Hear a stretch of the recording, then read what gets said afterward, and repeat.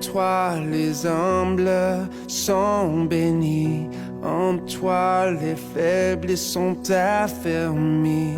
Les cœurs brisés tu rétablis, donnant la vie. Cet amour qui peut libérer, cet amour qui peut restaurer, nous appelle par notre nom. Tu nous appelles par notre nom. Ce Dieu qui créa tout l'univers, ce Dieu qui va mourir au calvaire, nous appelle par notre nom. Tu nous appelles par notre nom.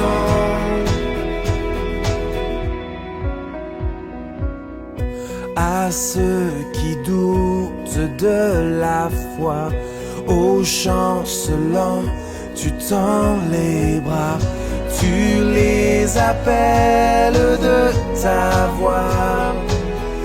Venez à moi, cet amour qui peut libérer, cet amour qui peut restaurer, nous appelle par notre nom. Tu nous appelles par notre nom. C'est Dieu qui créa tout l'univers, c'est Dieu qui va mourir au calvaire, nous appelle par notre nom. Tu nous appelles. Étant donné que c'est enregistré, je vais me présenter tout le monde. Je m'appelle David, je suis un des pasteurs à l'Église Ecclésia. J'espère que vous avez passé une belle semaine. Bienvenue à tout le monde qui est connecté. Je vois encore des visages de la Floride. Salut, content de vous voir. Salut Bertrand et Betty aussi, là, content de vous voir. Ce matin, on entre dans une série qui est dans le livre des Juges.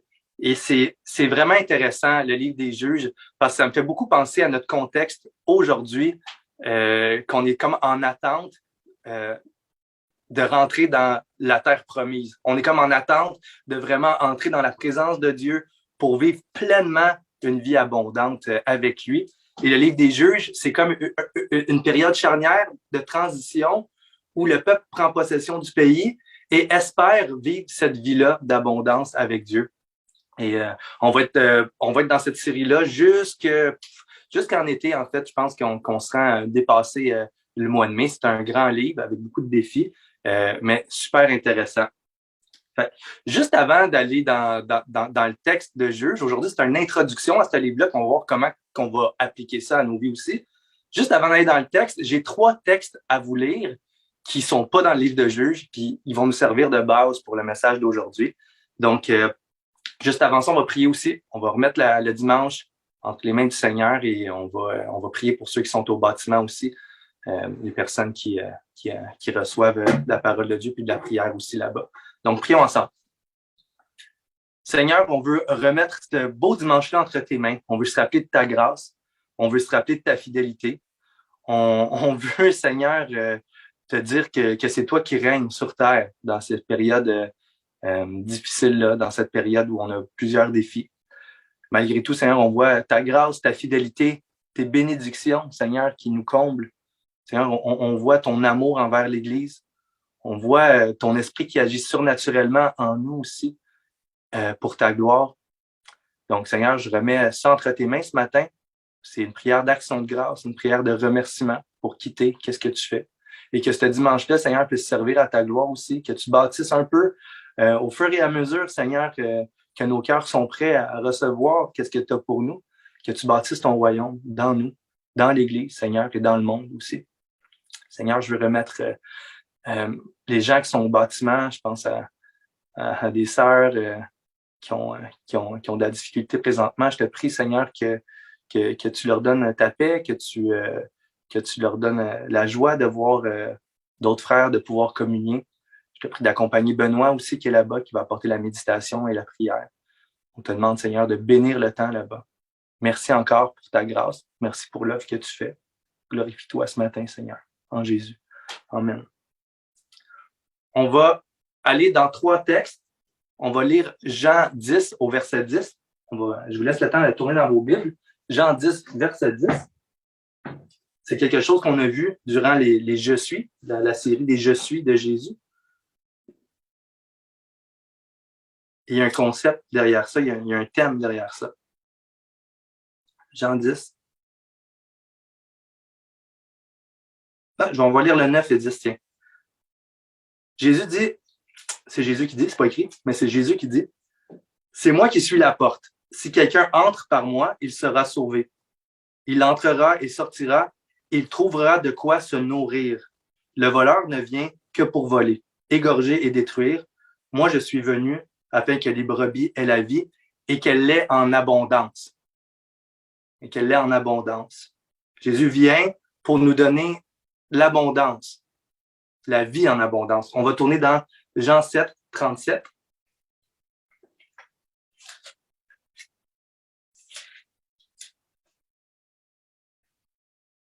Jean 7, 37. Dans le contexte, Jésus est à une fête où il y a des milliers de personnes. Et le dernier jour, le grand jour de la fête, Jésus, debout, s'écria, « Si quelqu'un a soif, qu'il vienne à moi et qu'il boive. Celui qui croit en moi, des fleuves d'eau vive couleront de lui, comme le dit l'Écriture. » Encore le concept d'abondance, celui qui va à Jésus et qui croit en lui, là, Jésus dit des fleuves, hein? C'est pas des ruisseaux, mais des fleuves. C'est ça qui se déverse dans l'étendue, c'est ça qui se déverse dans l'océan. Des fleuves d'eau vive vont couler en lui, comme dit l'Écriture. Il y aura l'abondance, il va avoir l'abondance dans sa vie. Puis je pourrais faire la théologie systématique, là, de dire tous les versets qui parlent que Jésus vient offrir l'abondance, tant dans la nourriture que des biens spirituels. Il vient en disant, celui qui vient à moi, il va recevoir l'abondance. Pensez à la femme samaritaine, c'est la même chose, où Jésus va à l'eau, puis tous les jours, elle puise un petit seau d'eau, puis Jésus dit, moi, je t'aurais donné de l'eau vive, tu n'aurais plus jamais soif. Il aurait donné l'abondance. Donc, il y a cette idée-là dans la foi chrétienne où Jésus, c'est notre source d'abondance matérielle, spirituelle, c'est notre plus grand trésor. Et il y a un paradoxe là-dedans. On va lire Luc 9, 57.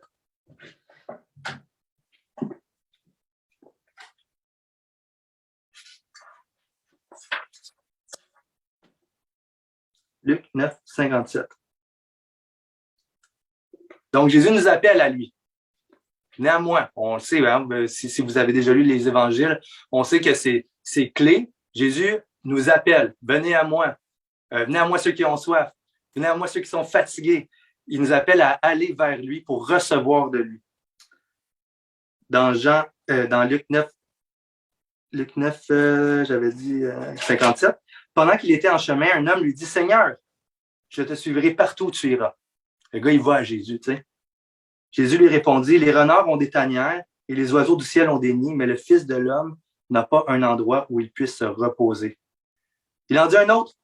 Il dit à un autre, « Suis-moi. » Il répondit, « Seigneur, permets-moi d'aller d'abord enterrer mon père. » Mais Jésus lui dit, « Laisse les morts enterrer leurs morts, et toi, va annoncer le royaume de Dieu. » Un autre dit, « Je te suivrai, Seigneur, mais permets-moi d'aller d'abord faire mes adieux à ceux de ma maison. » Jésus lui répondit, « Celui qui met la main à la charrue et regarde en arrière n'est pas digne du royaume de Dieu. » Il y a une tension tout au long des Écritures qui devient de plus en plus claire en Jésus, où on va à Jésus et il nous prêche l'abondance, il veut l'abondance que notre cœur cherche, mais de l'autre côté, il y a un coût beaucoup plus grand qu'on pense en marchant, en allant à Jésus. Il y a un coût. Il dit, tu veux me suivre, c'est correct. Ben, sache que si tu mets la main à la charrue, là, puis tu regardes en arrière en essayant de rattraper ce que tu avais abandonné, ce que tu avais, tu n'es pas prête. Tu n'es pas propre encore à entrer dans le royaume des cieux. Il y a un coût. Et l'homme et la femme de toute génération, c'est pour ça que la Bible est tellement pertinente pour nous, même en 2022, après Jésus-Christ. La Bible qui a été écrite sur une longue période de temps, il y a des milliers d'années pour beaucoup de textes, aujourd'hui est encore pertinente parce que l'homme et la femme de toute génération de toute nation, l'homme et la femme canadienne, québécois, ont dans leur cœur ce désir d'abondance-là. Ont dans leur cœur ce désir d'avoir une vie abondante. Et ce que je veux dire par là, c'est de se sentir vivant. Se sentir vivant, savoir qu'on travaille, on met la main à la pâte, on fait des sacrifices, tout le monde ici dans nos vies, parce que on veut récolter le fruit de nos efforts. Et c'est normal, le cœur humain est fait pour avoir une vie abondante. Une vie avec un V majuscule, une vraie vie. Et le message de la Bible, essentiellement, c'est l'histoire de Dieu qui vient offrir cette vie-là, cette vraie vie-là abondante. On va tous avoir une vie centrée sur quelque chose. Une vie centrée sur quelque chose. Le Dieu de la Bible vient offrir une alternative à ce en quoi on cherchait l'abondance avant. On va centrer nos vies sur beaucoup de choses pour se sentir vivant. Quand je parle beaucoup autour de moi, vous savez, moi, je parle beaucoup à beaucoup de personnes. Il y a des choses que je vais remarquer, c'est que, exemple, des relations amoureuses, par exemple. Dans les relations amoureuses, le sentiment du début, le sentiment d'amour, d'être amoureux est tellement fort et ça fait sentir, moi le sachant le premier, ça fait sentir qu'on est vivant, ça fait sentir qu'on a une raison de vivre, ça fait sentir qu'on vit pour vrai. Et beaucoup de couples, beaucoup de personnes, après un certain temps, on voit que ce sentiment-là de wow, je vis pour vrai, je vis la vraie vie, je vis avec des lunettes roses, c'est merveilleux. Ce sentiment-là, par exemple, va s'estomper. Il va même peut-être disparaître. Et là, à ce moment-là, le cœur cherche une vie abondante et malheureusement, plusieurs personnes passent à autre chose. On passe à autre chose. On poursuit sans arrêt cette soif de se sentir vivant, d'avoir une raison de vivre. D'autres, ça va être par des objectifs au travail. C'est-à-dire, moi, je me lève pour ma job. J'ai un empire à bâtir. C'est ma motivation. Parce que tant qu'il y a de la motivation, il y a de l'effort, il y a du sacrifice qui est possible parce qu'on espère atteindre le fruit de nos efforts, de se sentir vivant, de sentir que notre travail n'est pas en vain. Et c'est normal. Les enfants, la famille, de dire, moi, si je vis, je me lève le matin pour mes enfants. Les sacrifices que je fais, c'est pour mes enfants, pour qu'eux puissent fleurir. Puis quand je les vois fleurir, j'ai l'impression que je suis vivant pour vrai. Je sens que mon passage ici-bas a quelque chose est vrai, est tangible, a une raison d'être. Toutes ces choses-là qui sont des bonnes choses devant Dieu. Là, on pourrait en parler plein. Là. Toutes ces choses-là sont des exemples du fait que l'être humain cherche la vie abondante, cherche à vivre une vraie vie. Et Dieu vient dans le monde avec sa parole aujourd'hui nous montrer qu'il a en lui-même cette vie-là qu'on cherche.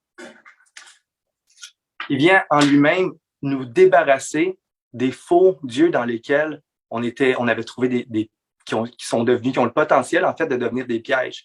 Toutes des bonnes choses, comme je disais, qui ont le potentiel, quand ils viennent notre raison de vivre, ils ont le potentiel de devenir des pièges qui nous rendent esclaves.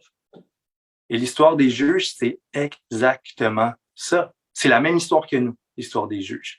L'histoire des juges, c'est l'histoire du peuple qui est sur le point de toucher à la vie abondante que Dieu avait promis à ce peuple-là. On parle de ça de 1400 ans avant Jésus-Christ. C'est l'histoire d'un peuple entier qui soupirait après les promesses de Dieu, puis en espérant pouvoir enfin vivre dans une vie qui allait être remplie. Une vie où il allait avoir des verts pâturages, des fruits en abondance. La Bible parle du pays où coule le lait et le miel. Le peuple espérait là-dedans. L'histoire des juges, c'est l'histoire d'un peuple qui espère vivre une vie abondante, qui tombe dans des pièges d'idolâtrie et qui deviennent esclaves et qui crient à Dieu qui vienne les libérer. Tout le long du livre de Juges. Souhaiter une vie abondante, tomber dans les pièges, se rendre en esclavage, crier à Dieu. Et Dieu suscite des hommes, des juges. Et là, quand on pense à juge, on pense à un juge qui est là avec le marteau, là, puis qui décide si il faut que tu payes ton ticket ou non. Là, c'est pas ça. C'est pas un juge comme ça. Il faut penser à un héros. Dieu suscite un héros, là, on pourrait même dire un super héros, quand le peuple crie à lui, libère-nous, on est tombé dans notre piège, on est pris en esclavage aujourd'hui, on crève, viens nous libérer. Dieu suscite un homme, un héros, un juge, envers qui va utiliser pour libérer le peuple de l'esclavage et les rétablir dans le pays. Et tout au long des livres des juges, c'est le même cycle. Les juges, piège, idolâtrie, esclavage, peuple crie. C'est la trame narrative. Le livre des juges nous met vraiment en contraste entre un Dieu qui est fidèle et un peuple dans une époque infidèle. Le livre des juges nous montre la puissance de Dieu, un Dieu qui est tout puissant, qui vient au secours de la faiblesse humaine. La fidélité de Dieu dans une époque infidèle. Là, on va rentrer dans le vif du sujet, puis je vais vous mettre en contexte de où est-ce qu'on est, où le livre de Juges se situe, et on va voir comment ça s'applique à nous aussi à travers ça. Donc, c'est super, super important de mettre le contexte tout le temps pour comprendre le but de l'auteur. Et comme je disais, les juges étaient le peuple israélite était sur le point d'entrer dans la terre promise.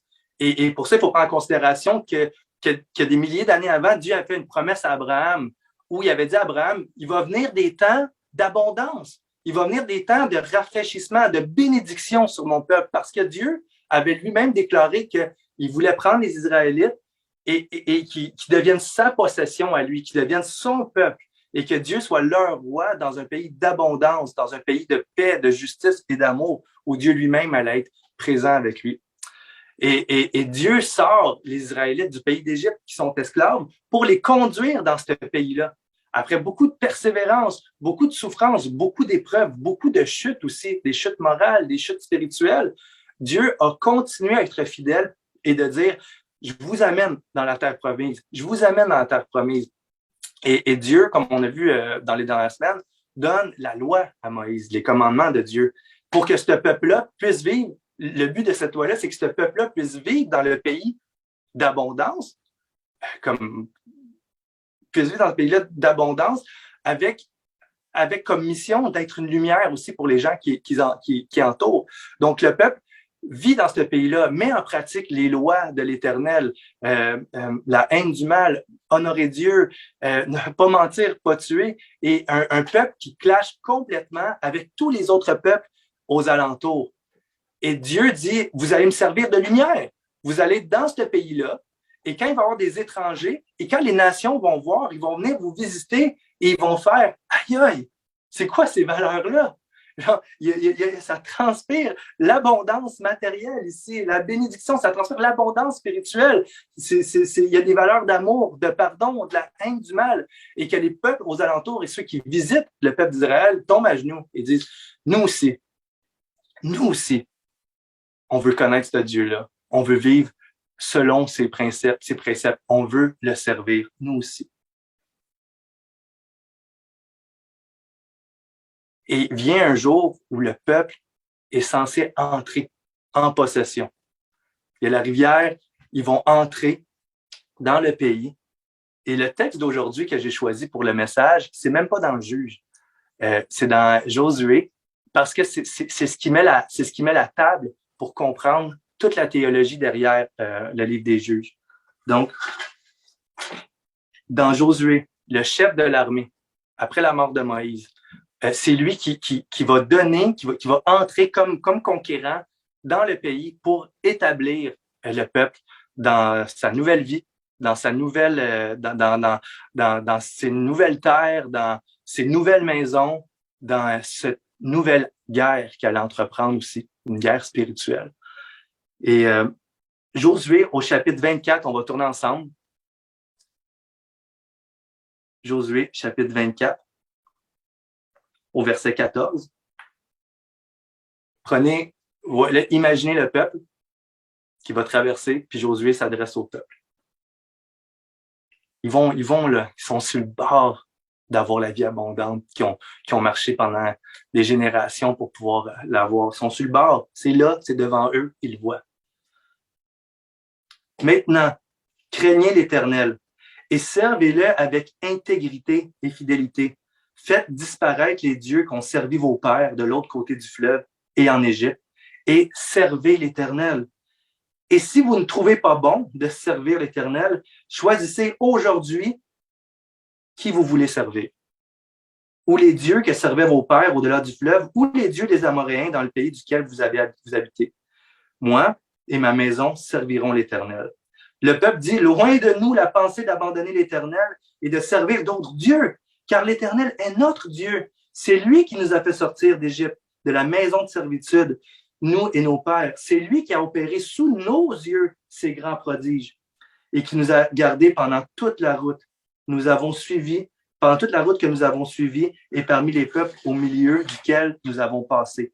Il a chassé devant nous tous les peuples, les Amoréens qui habitaient ce pays. Nous aussi, nous servirons l'Éternel, car il est notre Dieu. Josué dit au peuple, vous n'aurez pas la force de servir l'Éternel, car c'est un Dieu saint, c'est un Dieu jaloux. Il ne pardonnera pas vos transgressions et vos péchés. Lorsque vous abandonnerez l'Éternel et que vous serviez des dieux étrangers, il reviendra pour vous faire du mal. Il vous consumera après vous avoir fait du bien.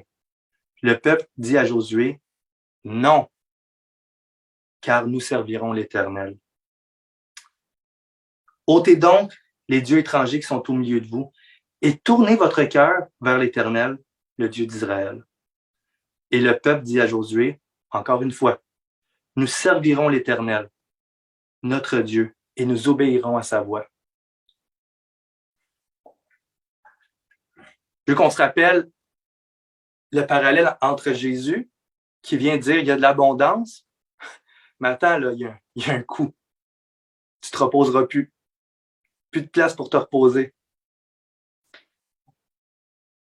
La marche du croyant, c'est s'enrôler volontairement dans une guerre où l'ennemi est plus grand que toi, est plus grand que nous. La marche du croyant, c'est s'enrôler volontairement dans une guerre plus grande où l'ennemi est plus fort que toi. Et ici, le peuple a le choix de faire marche arrière. Ici, le peuple a le choix de dire, si vous ne voulez pas servir l'Éternel, retournez en arrière. Vous avez le choix aujourd'hui avant de traverser. Parce que la guerre dans laquelle vous embarquez est plus grande que vous pensez. Maintenant, craignez l'Éternel et servez-le avec intégrité. Faites disparaître les dieux qui ont servi vos pères de l'autre côté du fleuve en Égypte et servez l'Éternel. Il est en train de dire que d'entrer dans ces promesses-là, parce que prendre possession du pays, c'est entrer dans la promesse de Dieu. C'est voir la promesse de Dieu s'accomplir. C'est entrer dans l'abondance que Dieu avait planifiée. Il est en train de dire que de suivre Dieu demande une crainte et une connaissance que Dieu est un Dieu extrêmement saint, un Dieu parfait. Il n'est pas comme vous. Dieu est parfait. Il est intègre. Il est fidèle. Servez l'Éternel. Craignez-le. Soyez intègres comme lui est intègre. Sachez que en entrant dans le pays, Dieu devient le roi du pays. Et Dieu, dans son pays, n'accepte pas l'injustice. Soyez intègres comme lui est intègre. Soyez fidèles comme lui-même est fidèle. Et premièrement, faites disparaître du milieu de vous les idoles que servaient vos pères. Faites disparaître les anciens pièges dans lesquels vos pères ont tombé, que vous avez tombé. Et éventuellement, ce qu'il dit, c'est que vous allez tomber encore. Faites disparaître ça au milieu de vous. Faites disparaître les anciennes idoles que vos pères ont servies. En entrant dans le pays de Dieu, vous entrez volontairement dans une guerre spirituelle. Et une fois que vous y entrez, vous avez mis la main à la charrue. Et si vous regardez en arrière, vous allez être les hommes les plus malheureux de la terre. Il y a un coût énorme à s'engager dans le peuple de Dieu, volontairement. Il y a un coût énorme à s'engager dans la guerre sainte que Dieu est en train de préparer pour son peuple. Et Josué veut réveiller le peuple. veut les réveiller. Josué dit, pensez-y bien là, avant de prendre possession du pays. Il est encore temps. Vous n'avez pas traversé. Il est encore temps. C'est pas facile de suivre Dieu. Si vous dites oui, je rentre dans la guerre, je rentre, je prends possession de mon héritage sans avoir calculé qu'est-ce que ça te coûtait, sans savoir si, quand tu allais être sur le champ de bataille, puis tu n'avais pas les ressources finalement pour te battre, tu vas tomber au combat. Josué est en train de leur dire, calculez. Est-ce que vous pouvez entrer dans la terre? Calculez. Êtes-vous capable de vivre cette vie-là? Êtes-vous capable d'hériter de la promesse? C'est ça qu'il est en train de dire. Et il leur donne une porte de sortie. Ils sont peut-être pas prêts à une relation profonde avec Dieu. Et Dieu, ce qu'il cherche avec son peuple et avec nous, c'est pas un mariage forcé. C'est pas un mariage forcé où il y en a un qui est en position d'autorité ou de domination, puis il dit, toi, je te prends, même si tu veux pas, puis tu vas me suivre coûte que coûte. Non, Dieu se donne volontairement à l'être humain. Il sauve d'une manière volontaire, sans que personne y torde un bras. Il vient se donner volontairement à son peuple et il offre à tous les êtres humains de se donner volontairement à lui aussi pour vivre dans une vie d'harmonie et d'amour. Peut-être que le peuple n'avait pas compris ça non plus. Que Dieu se donne volontairement et qu'eux se donnent volontairement. Au verset 15, il dit, c'est là qu'il dit, donne une porte de sortie. Et si vous ne trouvez pas bon de servir l'Éternel, choisissez aujourd'hui qui vous voulez servir. Ou les dieux que servaient vos pères au-delà du fleuve, ou les dieux des Amoréens dans le pays duquel vous avez habité. Moi et ma maison servira l'Éternel. Mais le peuple désire se donner à Dieu. Le peuple répond, loin de nous la pensée d'abandonner Dieu. C'est pas une option. Loin de nous cette pensée-là.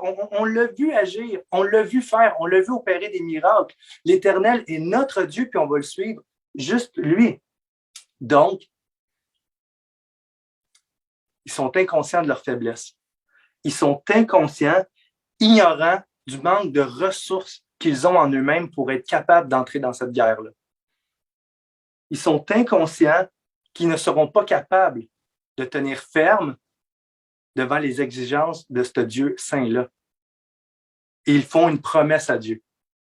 Ils font une promesse. Là. On va être dans les prochaines semaines dans le livre des juges, comme je dis. Là, ils font une promesse. Là, c'est la promesse qu'ils font. Loin de nous la pensée d'abandonner notre Dieu, car c'est l'Éternel notre Dieu. C'est lui notre Dieu, c'est lui qu'on va servir. Il y a une réelle volonté. Il y a une réelle volonté de le servir et d'être fidèle en ne retournant pas à leur ancienne vie, parce que c'est ça que Josué est en train de leur dire. Il dit, attention, là, vous avez hérité, là, c'est des patterns qui reviennent tout le temps. Ôtez ça du milieu de vous. Il dit, on va être fidèle, on va le servir lui seul. On ne retournera pas à notre ancienne vie. On n'abandonnera pas l'Éternel. Le désir est là. La volonté est là. C'est pas ça qui manque. La volonté du désir, ils l'ont. C'est la force qu'ils n'ont pas. Mais ils ne savent pas. Moi, je me rappelle, j'ai toujours voulu bâtir une maison, puis par la grâce de Dieu, peut-être qu'un jour, je pourrais en bâtir une. Et le monsieur qui m'a vendu sa maison, la maison que j'ai présentement, il s'appelle en tout cas, Noël Crevier. Il est décédé aujourd'hui. Et c'est un travaillant. Il a bâti, je ne sais pas combien de maisons dans sa vie. Puis, c'est un homme de 6 pieds 3, 6 pieds 4 au moins, bâti, fort, mais un monsieur de 85 ans qui n'a plus de force. Et je me rappelle, je parlais de mes projets, puis il dit, j'aimerais tellement ça, j'ai toute la volonté. Si tu voyais dans mon cœur puis dans ma tête comment que je sais comment faire, comment que je sais c'est quoi les étapes, comment que je pourrais le faire avec toi, puis tout faire ça avec toi, puis tu le réaliserais en quelque sorte ton rêve de bâtir une maison comme thème, tu sais. Et il disait, tu vois toute la volonté que j'ai, mais j'ai pas la force. Il n'y a pas les ressources physiques pour pouvoir faire ça. Et ici, c'est pratiquement ça. Dieu appelle le peuple à bâtir quelque chose de grand, bâtir une nation libre qui va servir Dieu, une nation qui va représenter Dieu, bâtir une nation qui va attirer tous les autres êtres humains à venir servir l'Éternel. et ils ont le désir d'entrer dans le beau grand projet de Dieu, mais ils ne savent pas qu'ils n'ont pas les ressources pour pouvoir accomplir le projet de Dieu. Fait que le peuple est rempli de bonne volonté. Le peuple est rempli c'est ça, de vouloir être fidèle. Et Josué revient à ce moment-là. Revient à la charge encore en essayant d'ouvrir leur intelligence. Et il leur dit au verset 19, Josué dit au peuple, vous n'aurez pas la force de servir l'Éternel, car c'est un Dieu saint. C'est un Dieu jaloux. Il ne pardonnera pas vos transgressions et vos péchés. Lorsque vous abandonnerez l'Éternel et que vous servirez des dieux étrangers, il reviendra vous faire du mal et vous consumera après vous avoir fait du bien. Et le but de Josué ici n'étant pas de dire au peuple, renoncez à servir Dieu. C'est pas ça que Josué est en train de dire. Il dit que vous n'aurez pas la force de le servir. Vous n'aurez pas la force de le servir. Si vous pensez que vous abandonnerez pas Dieu dans un avenir relativement rapproché, vous vous trompez. En fait, c'est même pas une option. Il dit, lorsque vous abandonnerez l'Éternel,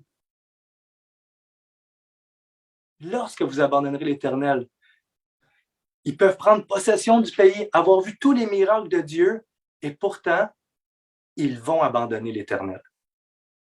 Lorsque vous abandonnerez l'Éternel. Si c'est par vos propres forces,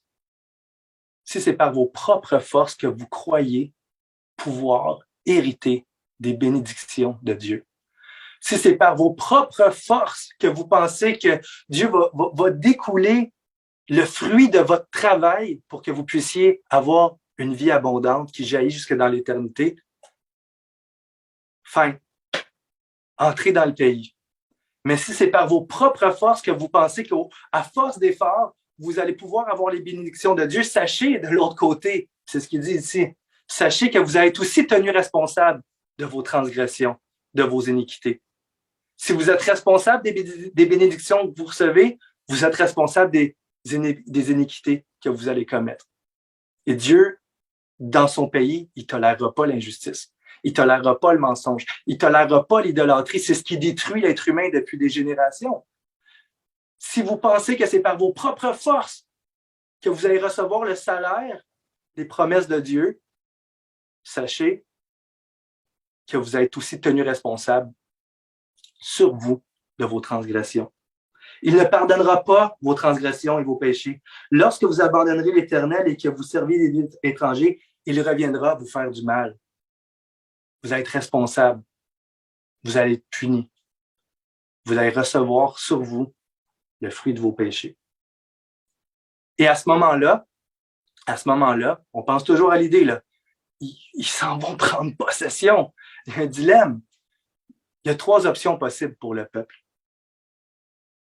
Parce que Josué, il revient là. Ils viennent de leur faire comprendre, c'est volontairement. Là, vous allez faire alliance avec Dieu. Volontairement, vous allez rentrer. Je vous dis, vous allez l'abandonner. Il y avait 3 options. Sachant que Josué venait de dire, vous ne pourrez pas suivre Dieu. Il y avait l'option de retourner à leur ancienne vie, après avoir presque goûté au pays. De dire, OK, on est disqualifié, là. On est disqualifié. Fait que ça a l'air que le Dieu d'Israël, qui nous a fait sortir du pays d'Égypte, celui qui promet des bénédictions, il promet juste des bénédictions à une certaine élite. Et tant qu'à l'abandonner dans 3 semaines, tant qu'à l'abandonner dans 1 an, 2 ans ou 3 ans, on va l'abandonner tout de suite. Josué vient de nous dire, si vous ne trouvez pas bon de servir l'Éternel, que vous ne serez pas capable de servir, allez à vos anciens dieux.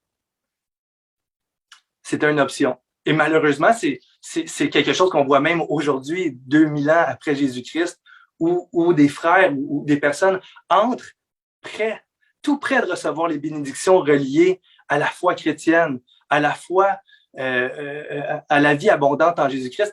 Ils sont tout près de recevoir, mais c'est à force d'efforts qu'ils pensent que leur vie spirituelle va être bénie. C'est à force d'efforts. Et ils rentrent dans cette vie-là et après un certain temps, ils sont épuisés. Ils se disqualifient eux-mêmes à cause des fautes morales qu'ils commettent.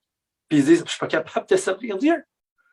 Je vois le regard aussi même de mes frères. Je ne suis pas capable. Je n'ai pas la force de répondre à ces exigences.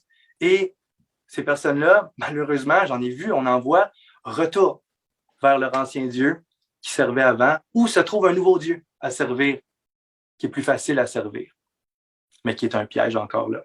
Fait que ça, c'était une option de dire, tant qu'à l'abandonner dans 15 ans, on va l'abandonner tout de suite. On n'aura pas perdu pendant 15 ans toutes nos vies, là, tu sais. Fait qu'on va retourner à nos anciens dieux, les dieux qu'on avait hérités de nos pères, les idoles, les mauvais patterns qu'on avait retournés. On retourne à ça, on renonce à devenir des héritiers. L'autre option, c'est ce qu'ils ont fait. Convaincus qu'ils étaient capables de servir l'Éternel. Convaincus, ils rentrent en pensant qu'ils vont prendre possession des promesses, mais ils n'ont pas de force. Ils ne sont pas capables de répondre aux exigences, mais ils persévèrent dans cette voie-là en disant « Non, je vais mettre plus d'efforts, je vais être capable, je vais me relever, je suis fort, je suis capable. » Et finalement, le peuple ici, ce qu'on voit, c'est qu'ils vont tomber dans leur piège, ils vont persévérer dans leur piège, ils vont se rendre en esclavage et Dieu va les secourir quand ils vont crier à lui. La troisième option, que je pense que c'est ce que Josué voulait susciter dans le cœur du peuple, c'est de répondre à Josué. Et ça a changé ma vie de croyant, de repentance, puis je vous le dis comment que je vois ça. C'était de dire à Josué, c'est vrai, Josué, on va abandonner Dieu après ce qu'il a fait. On va servir nos anciens maîtres encore dans nos cœurs. Josué, on va faire ça, nous qui avons vu la grâce de Dieu, nous qui avons vu les prodiges. Il nous a libérés de tête d'armée. Nous, il a ouvert la mer, il nous a fait passer, il nous a sortis de la maison de servitude. Josué, tu dis qu'on va abandonner l'Éternel.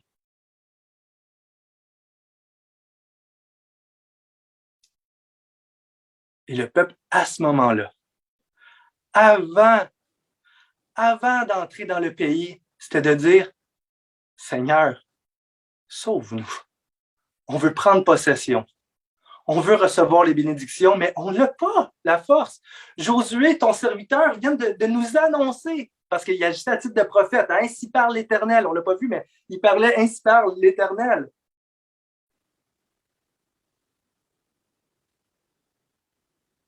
Dieu est en train d'apprendre au peuple, puis aujourd'hui, on arrive à la fin des temps et nous, on a pu voir ça. Dieu a pu apprendre au peuple qu'on rentre dans les promesses en état de faiblesse. C'est pas les forts qui rentrent. C'est pas ceux qui pensent qu'ils sont capables qui rentrent. C'est ceux qui savent qu'ils ont besoin d'être sauvés par Dieu. Dieu est en train de préparer le terrain pour son peuple, pour que ceux qui veulent rentrer dans le pays, ceux qui veulent rentrer dans les promesses, soient conscients que c'est par la faiblesse qu'on rentre. C'est à cause de notre faiblesse. Parce que Dieu offre aux humains une relation de grâce. Recevoir la bénédiction par la grâce. Recevoir les promesses par la grâce. Recevoir le pardon de nos péchés par la grâce, pas par le fruit de nos efforts. Le peuple avait l'occasion de dire « Sauve-nous, Seigneur. Libère-nous. » Et c'est ce qu'on va voir, c'est ce qu'ils vont faire. Oui, ils vont attendre d'être complètement à terre. Ils vont être rentrés pleins de force. On est capable. Et vous allez voir la semaine prochaine au verset 1 et 2, on est capable. Pas tout de suite, ils désobéissent à l'Éternel. Tout de suite, ils retombent dans les mêmes pièges qui se pensaient immunisés de ces pièges-là. Ils rentraient plein de force en apparence, et finalement, ils n'étaient pas conscients de leur faiblesse. Et quand ils étaient écrasés à terre, seulement qu'ils étaient en train d'écraser, c'est là qu'ils crient « Hey, libère-nous! » Et c'est dans la faiblesse que Dieu les libère. Il suscite des héros. Et ces petits héros-là, qui sont pour la plupart, si on va voir, il n'y a rien de... C'est des hommes comme vous et moi, qui sont aussi pas des héros dans un sens, mais Dieu suscite des petits héros qui sont une figure de dire non, non, vous avez besoin en plus d'être sauvés éternellement en Jésus-Christ. Vous avez besoin d'être sauvés pas juste pour une génération, vous avez besoin d'être sauvés par quelqu'un qui va prendre sur vous, sur lui, vos fautes, qui va vous assurer que vous allez rentrer dans les vraies bénédictions. Et dans ce sens, le livre des Juges pointe vers Jésus. Et c'est un rappel pour nous ce matin que peu importe où on est rendu dans notre cheminement, de rappeler qu'on est des hommes qui avons besoin de la grâce de Dieu, qu'on est des hommes et des femmes qui avons besoin de reconnaître qu'on est attaché à nos anciens dieux. Que même ça fait 15 ans que tu es chrétien, tu vas voir que tu tombes dans tes anciens pièges ou dans des nouveaux pièges que tu n'avais pas vu venir. C'est pas la volonté qui nous manque de servir l'Éternel. C'est pas la volonté qui nous manque de dire on n'abandonnera jamais l'Éternel. Non, on est rempli de volonté. On n'a pas de force. Et c'est à ce moment-là que Jésus devient un grand héros, devient le grand héros, devient le super-héros pour nos vies. Parce que tant aussi longtemps qu'on se sent fort, on n'a pas besoin de Jésus. On n'a pas besoin. On se sent fort. Ça va bien. Mais quand on est à terre, quand on s'est rendu esclave, même en étant croyant, là, en ayant vu les miracles de Dieu, en ayant reçu son esprit, en ayant dit par les eaux du baptême, Seigneur, c'est fini. C'est fini. Ça, c'est l'ancien, moi. Ça, c'est David qui est mort. Et maintenant, je vais vivre. Je sors de l'eau pour vivre pour toi. Recevoir de toi les bénédictions et marcher, obéir à ta voix. 2 semaines après.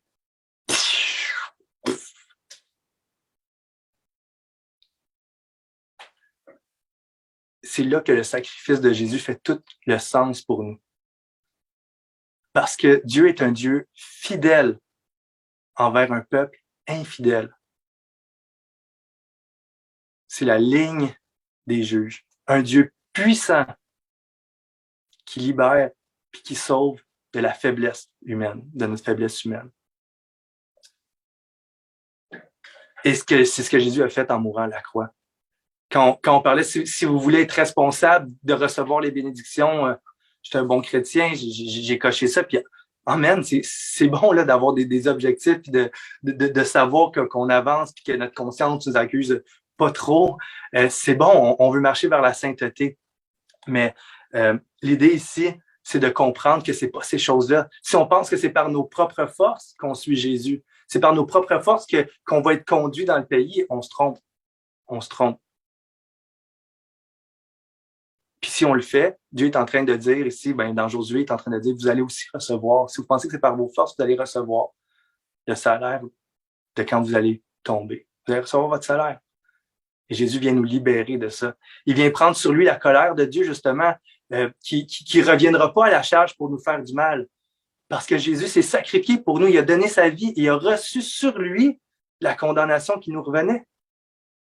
La condamnation de ce que nous, on méritait. Jésus prend tout sur lui et nous donne en échange toutes les bénédictions liées à sa vie, à lui, à son obéissance parfaite.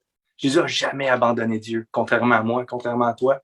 Jésus a toujours servi son Père, sans exception, sans compromis, contrairement à toi, contrairement à moi. Et Jésus l'a fait d'une manière volontaire pour que nous puissions être sauvés.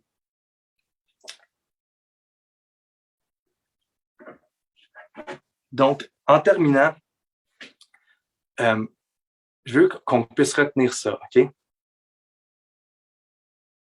Se rappeler qu'on rentre, puis la vie chrétienne, c'est l'aveu qu'on est faible.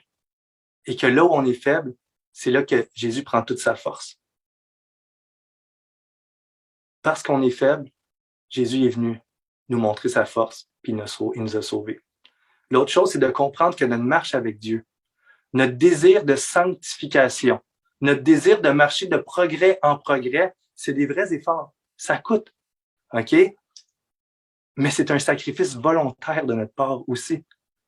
Il n'y a personne qui te tord un bras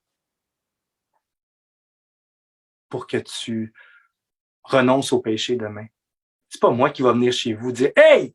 Hey, là! Come on! » Il n'y a personne. On s'est embarqué dans une vie chrétienne volontairement, sachant qu'on avait besoin d'être sauvé. Fait que c'est encore volontaire aujourd'hui. Quand tu te connectes le dimanche matin comme ça, quand tu appelles un frère, quand tu renonces à un péché, c'est volontaire. C'est volontaire. Il n'y a personne qui tord un bras. Et ensemble, comme des volontaires, on est là puis on veut bâtir le royaume de Dieu dans nos propres vies, puis pour que les gens puissent voir autour de nous aussi. Donc, ça enlève un fardeau, sachant qu'on est pardonné, sachant que c'est pas par nos efforts qu'on reçoit les bénédictions, sachant qu'on reçoit plus le salaire de nos fautes, on entre dans la vie chrétienne volontairement et Dieu s'assure de nous transporter dans son royaume puis de couvrir nos fautes. Quand Jésus dit à Pierre, tu vas me renier. Je vais te suivre partout, qui dit, je vais te suivre partout. Il dit, non, je vais mourir pour toi. Mais Jésus dit, avant que le coq chante, tu vas me renier 3 fois. Et qu'est-ce qu'il fait, Pierre? La même chose que le peuple. Hein? Non, je te renierai pas. Je te renierai pas. Et Pierre le renie finalement 3 fois. Une des choses, quand tu sais que tu es proche d'un piège, quand tu sais que ton cœur est attiré, quand tu sais que tu vas tomber, OK? C'est de dire, Seigneur, c'est vrai, là, je m'en vais là. Je vais tomber. Je vais te renier, Seigneur, à ce moment-là. Je vais te renier. Ah, j'ai pas de la misère à le croire. Pierre aurait pu dire ça, j'ai pas de la misère à le croire. Mais je me repens, Seigneur. Je sais, ça c'est qu'est-ce qui allait arriver. Puis mon désir dans mon cœur, c'est de pas faire ça. Mon désir, c'est de pas tomber. Mon désir, c'est de suivre jusqu'à la mort. Mais tu viens de me dire que je vais tomber. Et Seigneur, j'ai pas de la misère à te croire. C'est sûr que j'allais tomber. Et là, Pierre aurait pu se repentir à ce moment-là, dire, hey, ça c'est qu'est-ce qui serait arrivé si j'avais pas écouté le Seigneur. Je l'aurais renié. J'aurais eu peur, je l'aurais renié. Mais Jésus m'a dit que j'allais tomber. Je sais qu'est-ce qui va arriver. Il aurait pu prévenir le coup. Moi, je fais ça dans ma vie. Quand je sais qu'il y a des pièges, je sais, je suis faible, là. Je sais, ça va arriver. Ça, c'est ça qui va arriver dans cette situation-là. Ça, c'est moi, ça. C'est ça qui s'en vient. Je vais encore une fois tomber dans le même pattern, dans le même piège. Et quand l'Esprit Saint me révèle ça, à ce moment-là, j'ai une longueur d'avance sur l'ennemi. Je le sais qu'est-ce qui arrive, puis je le reconnais, puis je dis non. C'est ça qui allait arriver. C'est ça qui allait arriver. Le Seigneur m'a montré qu'est-ce qui allait arriver et j'ai pu me repentir maintenant pour être sauvé par Dieu. Et j'ai évité, par la grâce de Dieu, nombre de péchés comme ça, nombre de sentiments de culpabilité devant le Seigneur parce que j'étais conscient de la faiblesse, parce que l'Esprit Saint m'avait révélé que je vais abandonner Dieu. Je vais le renier. Je vais retomber une autre fois. Comme le peuple aurait pu faire. Dire, on va abandonner Dieu. Seigneur, sauve-nous maintenant. Puis si on tombe dans le passé comme tu dans le futur, si on tombe, on a besoin d'être sauvé de toi.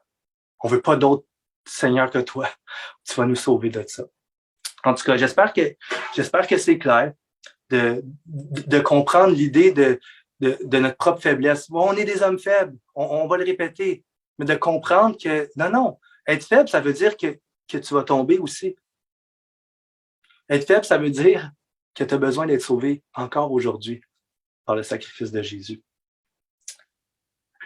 On va terminer en prière, puis j'ai hâte d'entrer dans le livre des Juges. Vraiment. Puis c'est ça la dynamique, comme je disais, c'est ça la dynamique. C'est exactement ça. Prions. Seigneur, Ben aujourd'hui, on le sait, Seigneur Dieu, parce que tu as envoyé ton Messie mourir pour nous. On sait parce que à travers les Écritures, on voit que cette vie abondante-là que tu voulais nous donner, elle était une décision à toi. Elle était une décision puis un cadeau que toi, tu voulais faire à l'être humain quand on méritait rien. Seigneur, nos cœurs, chacun de nous soupire après une vie remplie de bénédictions spirituelles, remplie de bénédictions matérielles, remplie d'une vie abondante. Chacun de nous soupire ça. Puis, t'ayant connu, on sait vraiment que c'est auprès de toi qu'on trouve ça. On sait vraiment que tu es notre trésor à nous. Mais nombre de fois, Seigneur, où on retombe dans nos pièges, où on retourne vers les dieux que nos pères ont adorés, qui viennent pour nous des pièges, qui nous font du mal. Nombre de fois. Seigneur, dans ta grâce, tu t'es engagé envers nous, envers ton Église. Et même dans une situation comme on vit présentement, où on a encore plus besoin que jamais, où nos yeux sont juste encore plus conscients qu'on a besoin de toi pour nous garder en toi.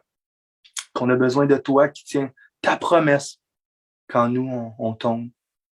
Qu'on a besoin de ton sacrifice, Seigneur, quand on est sorti de l'alliance par nos actions. Qu'on a besoin du sang qui a coulé pour nous. Seigneur Dieu, continue de nous bâtir. Continue de nous montrer comment ta grâce, elle est au-dessus de ce qu'on peut comprendre. Comment que même quand on est en esclavage, écrasé par terre, c'est jamais trop grand pour ta grâce. Tu es un Dieu infiniment plus grand que ça. Et Seigneur, viens bâtir ça dans nos cœurs. Viens nous donner cette assurance-là. Viens nous sanctifier aussi. Viens nous montrer où on va tomber, dans quel piège on tombe la semaine prochaine. Viens prévenir le coup pour nous. Viens être le héros dans nos vies. Viens battre l'ennemi qui est plus grand que nous. C'est toi l'ouvrier, Seigneur, en nous. Seigneur, oui, glorifie-toi, continue de bâtir ton royaume en Jésus. Amen. Amen. Je vais terminer en vous donnant une annonce, si vous ne l'avez pas vu sur Facebook, par courriel. Nous ouvrons dimanche prochain, le 27. C'est une super bonne nouvelle. C'est le résultat des prières. Je pense qu'il y a beaucoup d'ouvriers qui ont prié pour ça.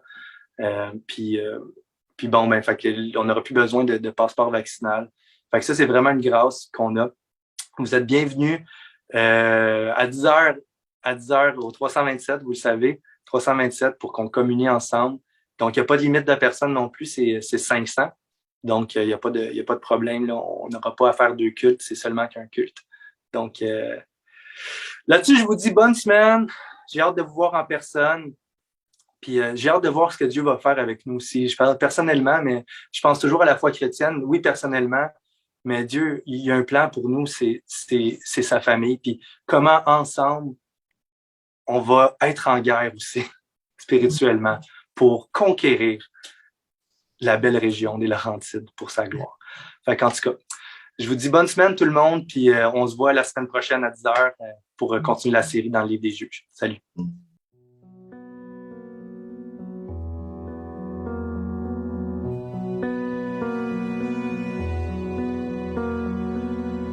En toi les humbles sont bénis, en toi les faibles sont affermis, les cœurs brisés tu rétablis, donnant la vie. Cet amour qui peut libérer, cet amour qui peut restaurer, nous appelle par notre nom. Tu nous appelles par notre nom. C'est Dieu qui créa tout l'univers, c'est Dieu qui va mourir. nom. Tu nous appelles par notre nom.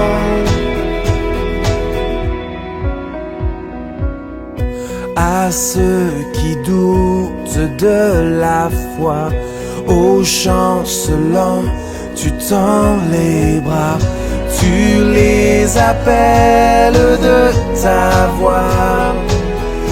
Venez à